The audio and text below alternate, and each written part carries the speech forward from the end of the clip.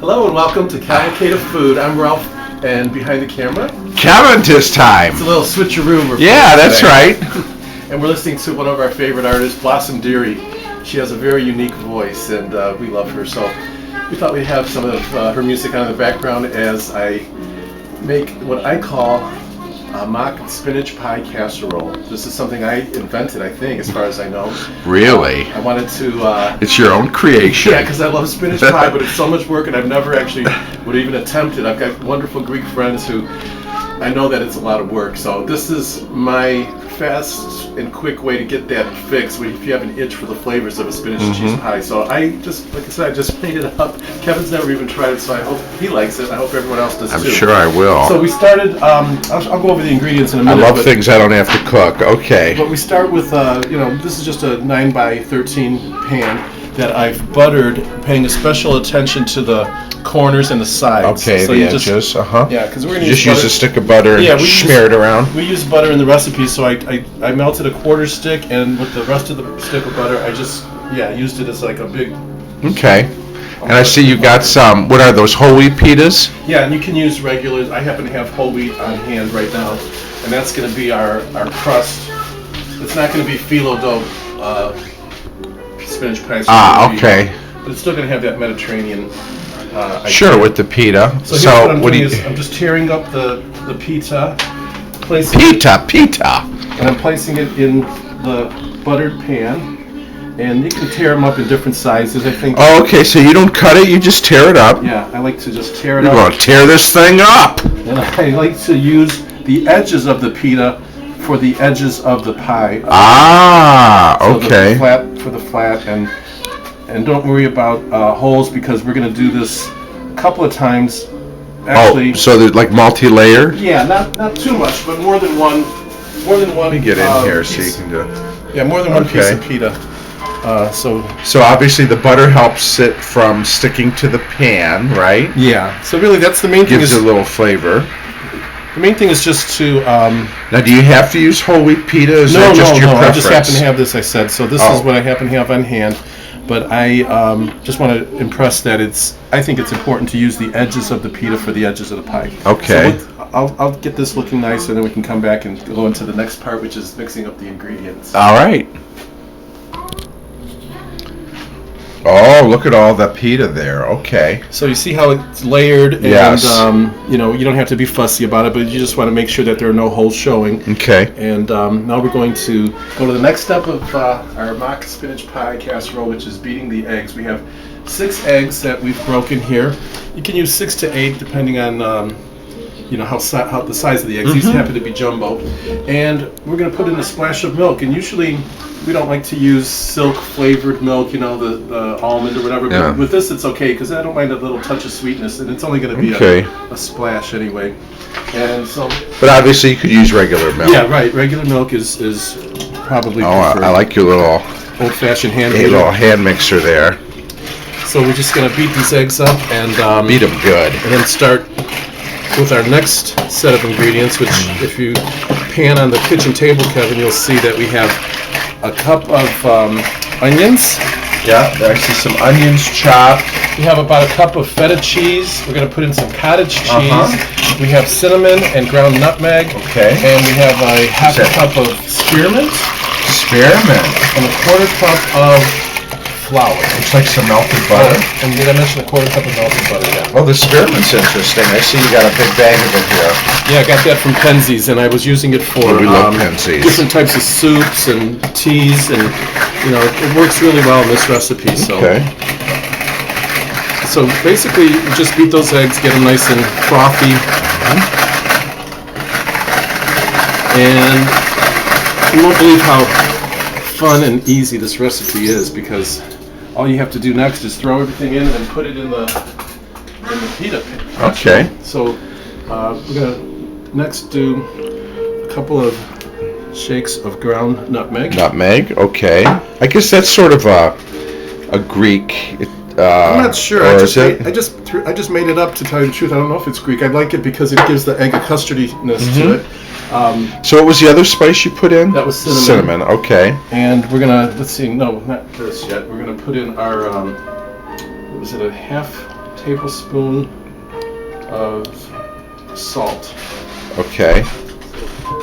We've got salt to put in and spinach, which isn't being shown right at this moment. Oh yeah, I guess spinach pie does need some spinach. But we're going to put in 1 flat tablespoon of salt. Okay. It's just regular table salt. Mm-hmm. Okay. Very good. Put in our onions. Okay. Chopped onion. And we're going to put in the cheese and the heavier ingredients like the spinach last because they're a little bit harder. Okay, so there's your mint. Half a cup, 1/4 cup of just all-purpose flour. Right. And now we're just going to mix this up nice. Boy, that mint smells so good. Yeah, and I'm suggesting that you use a large bowl too because it can get messy with all these ingredients. Yeah. But, we can add in our melted butter at this point. How too. much is that? I think that was 2 tablespoons. 1/4 stick? About a 1/4 stick of butter. Okay. And you just want to get the flour wet. You don't want to necessarily, beat this as rigorously as we did with the eggs. Yeah, But okay. basically, Just get it all just combined. mixing the salt, making sure everything of the seasonings are in there. Okay. Nice. And next is the What do you got over there? spinach. Okay, so this was frozen. Yeah, you can use fresh. We happen to have some frozen on hand here at the house, so the amount depends on. I think also it's what I use is about 12 ounces, which comes in usually the frozen packages.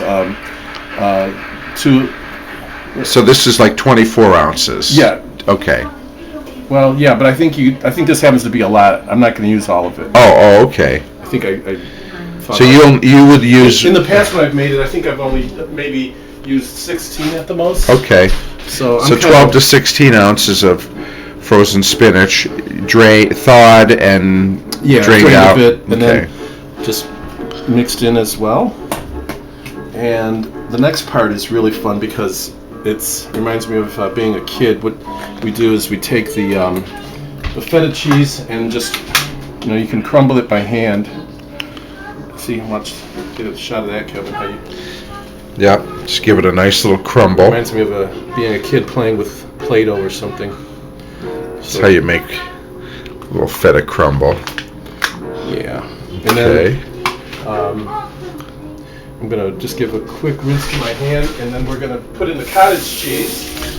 Boy, that Blossom Dairy is such a little baby doll voice, doesn't she? That's what's So unique about her. unique. She's got a really great voice. I think she passed away a few years ago. Yeah, I don't know too much about her, just that she's worked with some of the greats, and she's got a very cool voice. So next we're going to put in our cottage cheese, and the amount is, let's see. About a cup? Yeah, I think we did about a cup before. Okay. So I'm going to just eyeball Okay. a couple of big. What do you think? Does that look like a cup? Or Yeah, less? yeah, I'd say that's a cup for sure, Like right there. three? Oh yeah. Okay. Mhm. So what we did was not measure it, but it's basically about three big heaping teaspoons. And now we're just kind of doing what Kevin taught me, which is called folding. We're not really, because it's almost too thick to really to mix anyway. But you just kind of fold in all the ingredients. So you got your spinach, you got your cheese, you got your eggs, you got your seasoning, mint. Yep. Okay. This is one of those recipes too where you can season it to taste if you want a little bit more of this or that. Oh, you know what I did want to put in, but I forgot was pepper. Okay. Yeah, because you got the salt, so You know, a little S&P. the S&P. Yep. One goes with the other. Okay. Great. And this was, you know what? I think this. So did you just come up with this one? Yeah. I'm gonna pour it in here, Yeah. and then we're gonna bake it. And we have the oven already preheated, so we're gonna come right back when this is ready to go into the oven. Okay. It's mock spinach pie casserole here on Cavalcade Food. Okay, now we're gonna just pour this mixture into our torn pita bread. Okay.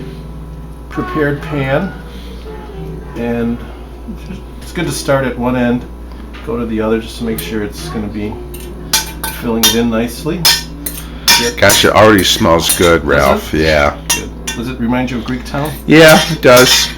And it's got that, you can smell the spinach and the onions and it just has that smell. Now, usually it pours a little easier, so you might want to use a little more egg or melted butter. I'm still perfecting this recipe, but I think it's good enough to share with you all. Really, I do.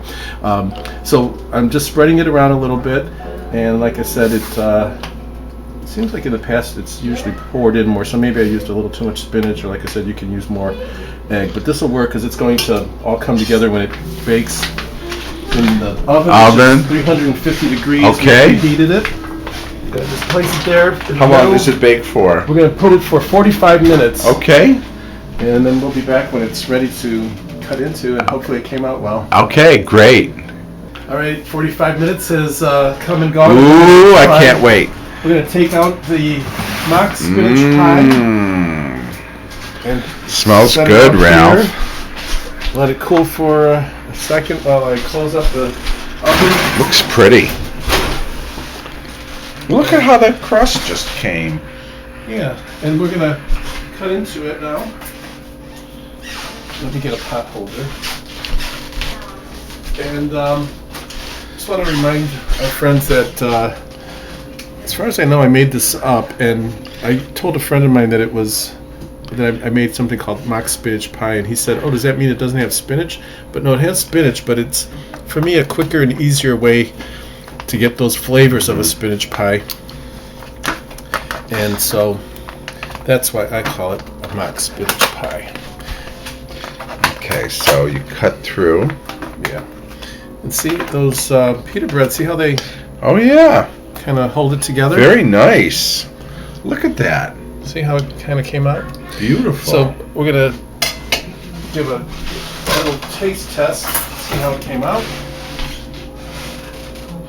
And hopefully it looks like it came out pretty well. Smells great. Okay.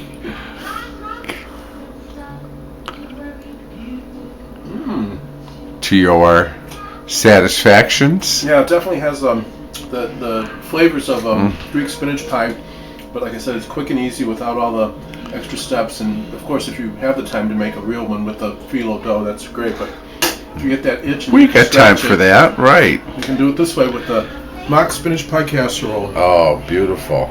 So give it a try. See you next time on Cavalcade of Food. Thanks, everybody. Thanks for letting me be behind the camera, or in front of the camera. Yeah. Kevin. You did great. Thanks to Blossom Dewey for providing the music. Yeah. See you next time.